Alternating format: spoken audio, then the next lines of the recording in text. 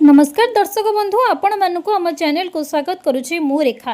आज भिडियो रे आमे जानिबा पीएम किसान योजनार 23तम किस्ती को नहीं आसीथिबा सबुठारु बड़ अपडेट विषय रे। वर्तमान देशर कोटी कोटी कृषक गोटे प्रश्न पचारुचंती केबे आसीबो पीएम किसान 2000 टंका मो खाता को टंका आसीबो कि नहीं, जदि स्टाटस रे अंडर प्रोसेस देखा देउछि तेबे कोन करिबि, जदि केवाईसी होई नहीं तेबे किस्ती टंका मिलिबो कि नहीं। आज भिडियो रे आमे समस्त प्रश्नर उत्तर जानिबा, तेणु करी भिडियोटी को शेष पर्यंत देखंतु एवं भिडियो को लाइक करबा सह सांग मानक सहित शेयर कर दियंतु। चैनल नुआ थिले चैनल को सब्सक्राइब करंतु। बंधुगण, पीएम किसान योजना केंद्र सरकारଙ୍କର एक बड़ योजना अटे। ଏହି ଯୋଜନାରେ ଯୋଗ୍ୟ କୃଷକଙ୍କୁ ପ୍ରତିବର୍ଷ 6000 ଟଙ୍କା ସହାୟତା ରାଶି ଦିଆଯାଏ।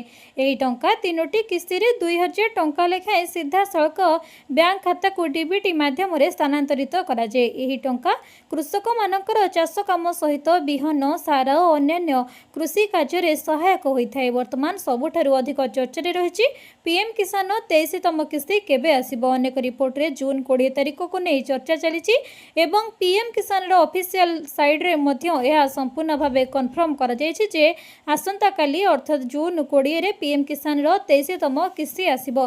केतेक खाता को सकाळे आसीपारे, केतेकंक खाता को अपराह्न एवं केतेकंक खाता को 24 रु 72 घंटा मध्य क्रेडिट होता है। तेणु अन्यर खाता को आसीगला बोली निज खाता को न आसिले चिंता करिबार कोनोसी आवश्यकता नहीं। एबे प्रश्न आसुछि जे केउ मानकु एही किस्ती मिलिबो। बंधुगण, जो कृषकंकर केवाईसी संपूर्ण होइछि, आधार और बैंक अकाउंट ठीक भाव में लिंक होइछि, लैंड रेकर्ड वेरिफिकेशन तथा निजर जमी वेरिफिकेशन अच्छी सठिक अच्छी एवं बेनिफिशियरी स्टाटस रे कोनोसी एरर नहीं, सेमानकु टंका मिलबार संभावना अधिक रही। किंतु जदि आपणक तथ्य रे कोनोसी त्रुटि रही तेबे एही किस्ती आपणकु अटकी जाई पारे।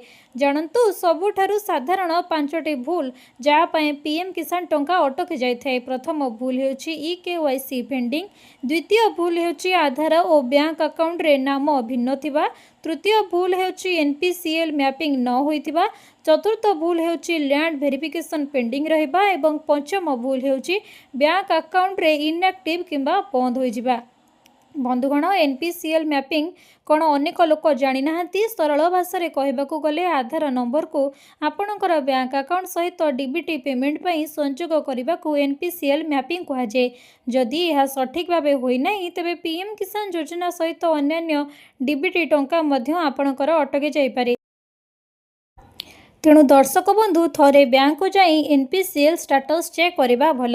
एबे आसंतु केवाईसी विषय रे जानिबा। केवाईसी हेउछि पीएम किसान योजनार सबुठारु जरूरी पदक्षेप अटे। जदि आपण केवाईसी करि नाहंती तेबे आपणकर टंकाटी अटकी जाई पारे। नंबर देबाकू पड़िबो। या परे आपणकू आधार नंबर देई पीएम किसान पोर्टल को जिबा पई पड़िबो। केवाईसी करबा पई पीएम किसान ऑफिशियल पोर्टल को जाई आधार नंबर देबाकू पड़िबो। या परे ओटीपी वेरीफाई करने को पड़ो। जदि ओटीपी आसुना तेबे निकटस्थ सीएससी सेंटर रे बायोमेट्रिक केवाईसी करें। अनेक कृषक स्टाटस रे अंडर प्रोसेस देखा देउछि, तेबे जदि आपणकर मध्य एही प्रॉब्लम रहुछि तेबे भय करिबार कोनोसी आवश्यकता नाही।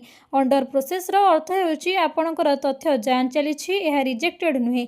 अनेक समय जमी रेकर्ड, आधार वेरिफिकेशन किंबा अन्य तथ्य जांच हेउतिबा बेले अंडर प्रोसेस कृषकंकु देखा देइथाय। एहा कोनोसी प्रॉब्लम नुहे, आपणकर अकाउंट रिजेक्ट मध्य हेबो नाही। आपणकर जदि कोनोसी डॉक्यूमेंट रे त्रुटि अछि तेबे आपणकर स्टेटस रे अंडर प्रोसेस देखा दउछि। एबे जानिबा पेमेंट फेल्ड देखाइले कोन करिवे।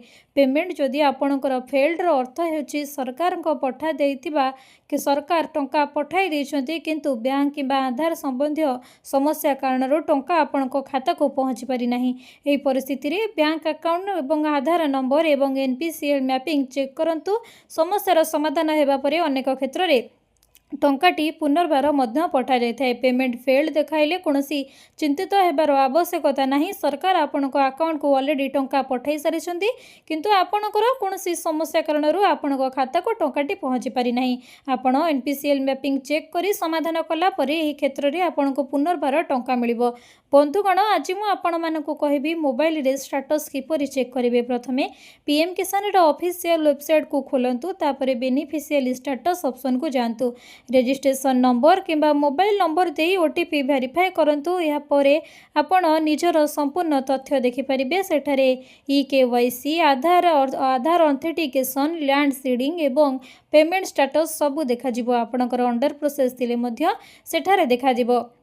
जदि स्टाटस रे केवाईसी एस आधार ऑथेंटिकेशन एस एवं लैंड सीडिंग एस देखा देउछि तबे आपणकर टंका आसीबार चांस बहुत अधिक। किंतु से स्थान रे जदि कोनोसिटी रे नो देखा देउछि तबे ताहाको तुरंत संशोधन करंतु, नहले आपण काली टंका पाइबे नाही। शेषरे बंधुगण आपणकर पीएम किसान रो 23तम किस्ती पाइबाको चाहुतिले आज ही निजर केवाईसी आधार लिंकिंग बैंक स्टेटस एवं एनपीसीएल मैपिंग एवं बेनिफिशियरी स्टेटस चेक करंतु। एही छोट छोट काम आपणकर 2000 टंका को सुनिश्चित लाइक करि परिबो एवं सुनिश्चित आपणकर बैंक खाता को आसी परिबो। तबे वर्तमानर सबुठारु अधिक चर्चा रे रहिछि पीएम किसान रो 23तम किस्ती टंका केबे आसीबो। तबे पीएम किसान रो ऑफिशियल वेबसाइट रे जून 20 तारिख को घोषणा करा जायछि एवं जून 20 अर्थात आसंता काली आपणकर पीएम किसान योजना रो 23तम किस्ती बाबद को 2000 टंका सीधा सळक आपणकर डीबीटी माध्यम रे पाई परिबे।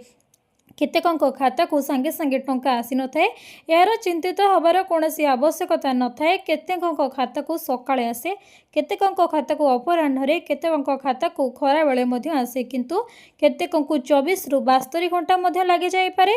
तेणु एही खाता को आसिला बोली आपण निश्चिंत रुहंतु एवं कोनोसी कहार खाता को टंका आसी आपणक खाता को जदि न आसे तबे चिंतित हेबार कोनोसी आवश्यकता नाही। बंधुगण जे कृषकंकर केवाईसी संपूर्ण होईछि, आधार एवं बैंक अकाउंट ठीक भाव लिंक होईछि, लैंड रेकॉर्ड वेरिफिकेशन सठिक रहिछि एवं बेनिफिशियरी स्टेटस रे कोनोसी भी एरर नाही, सेमानको टंका मिलिबार संभावना अधिक रहिछि।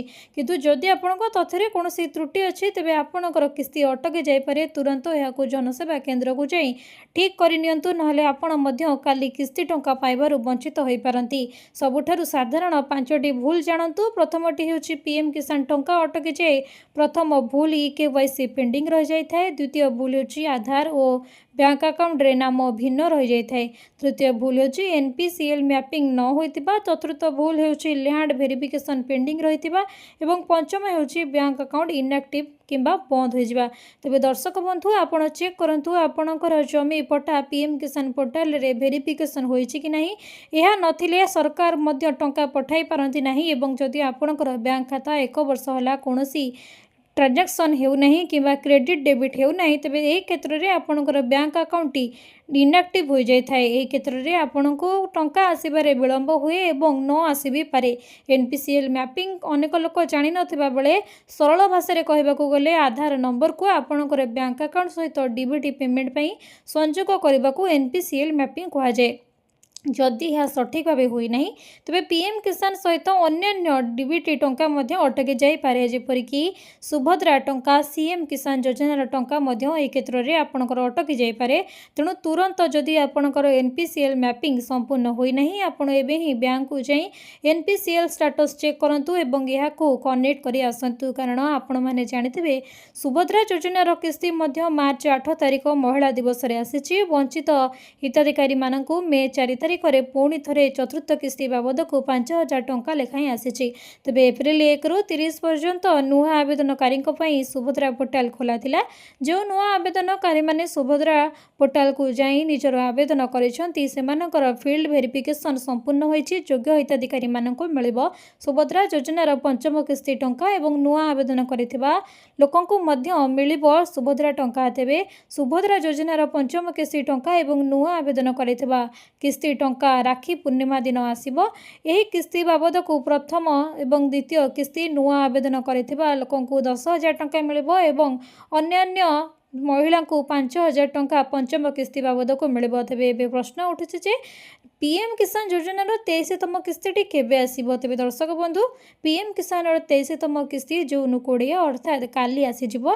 ए आपनकु 12टा परे किंबा 12टा पूर्वरु भी आपनकर बैंक अकाउंट रे क्रेडिट होई पारे। आपनकर कोनोसी चिंता करिवार आवश्यकता नाही। धैर्य धरंतु 24 घंटा किंबा 72 घंटा भितर मध्य आपनकर पैसा क्रेडिट होई जिवो। एहाकु नै कोनोसी चिंता करिवार आवश्यकता नाही। कहितिबा वीडियो रे कहितिबा जो त्रुटि गुडिक जदि आपनकर अछि तबे एबे ही यह संशोधन करनियंतु। आम चैनल जदि नुआ करे अछंती वीडियोटी को गोटे लाइक एवं इन्फॉर्मेशन पई सांग मानक सहित शेयर कर दियंतु एवं चैनल को गोटे सब्सक्राइब कर दियंतु। आपनक भल पाइबा स्वरूप छोट छोट लाइक निश्चिंत कर दियंतु।